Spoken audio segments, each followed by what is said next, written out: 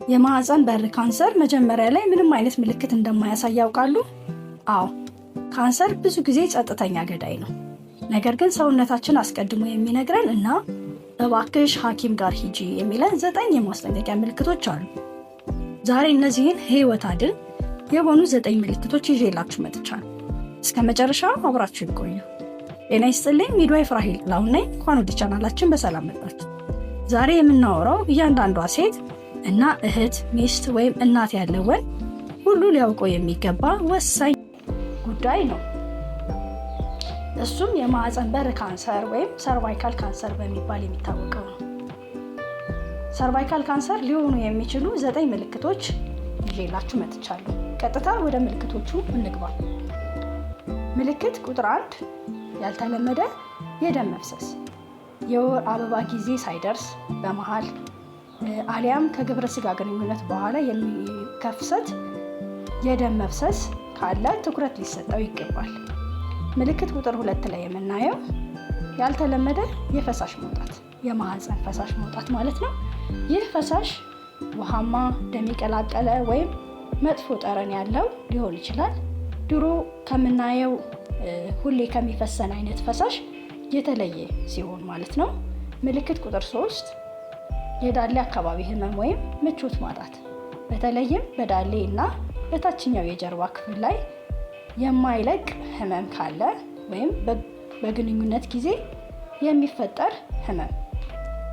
ምልክት ቁጥር 4 በግብረ ስጋ ግንኙነት ጊዜ የሚከሰት ህመም ወይም ዲስፓራዩሪያ። ይህ ከቀላል ምቾት ማጣት እስከ ከፍተኛ ህመም ሊደርስ ይችላል። ምልክት ቁጥር 5 ሽንት ሲሸኑ ማቃጠል ወይም በሽንት ውስጥ ደም መኖር። ይህ ሌላው ሰውነታችን የሚሰጠን ቀይ መብራት ነው።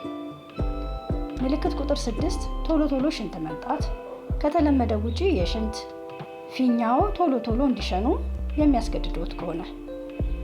ምልክት ቁጥር 7 የእግር እብጠት ወይም ህመም።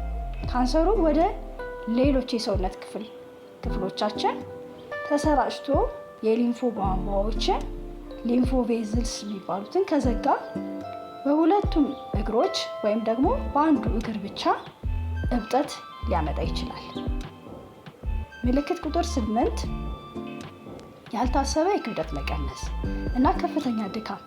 ምንም አይነት የክብደት መቀነሻ እንቅስቃሴዎችን ሳያደርጉ ክብደቶ በከፍተኛ ሁኔታ ከቀነሰና ሁል ጊዜ የድካም ስሜት የሚሰማዎት ከሆነ።